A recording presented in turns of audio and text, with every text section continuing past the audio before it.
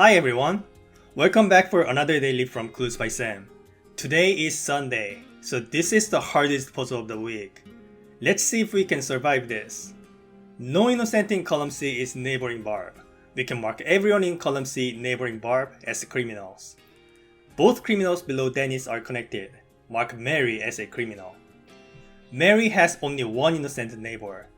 We know that either Hilda or Ruth has to be innocent, so we can mark Logan Paul as criminals. Wally has more criminal neighbors than Dennis. Again, either Hilda or Ruth has to be a criminal, but if Hilda was a criminal, then Dennis would have 3 criminal neighbors and Wally would not have enough room for more. So we can mark Hilda as innocent and Ruth as a criminal. You gotta focus here because the next step is pretty difficult.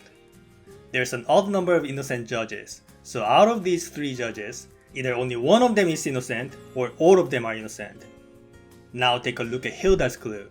Senna and Nancy have 2 innocent neighbors in total. If all judges were innocent, then Nancy would have at least 3 innocent neighbors, so this cannot be true.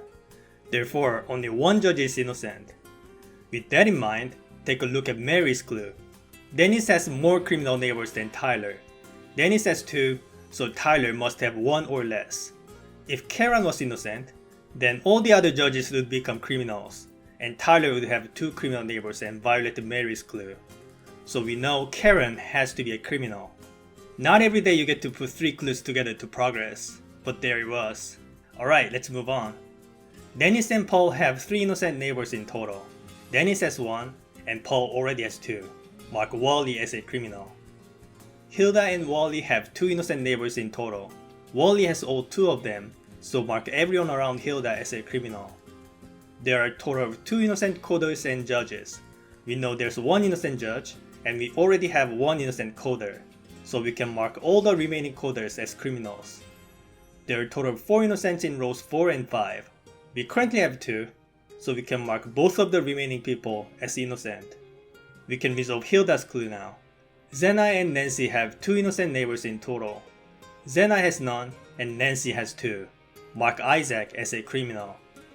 There are a total of 2 innocent judges and painters. Same as before, there's 1 innocent judge, and we already have 1 innocent painter. Mark all the other painters as criminals. There's an odd number of criminals below Barb. We currently have 2 criminals below Barb, so Flora must be a criminal. Wally and Amy have an equal number of criminal neighbors.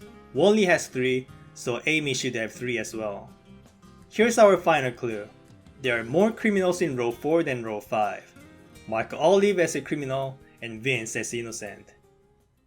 And that finishes today's puzzle, solved in 6 minutes. That was pretty hard. I got stuck in several places. How did you perform today? Did you survive today's daily? Let me know if you did. Alright, that's it for today's video. Thank you for watching.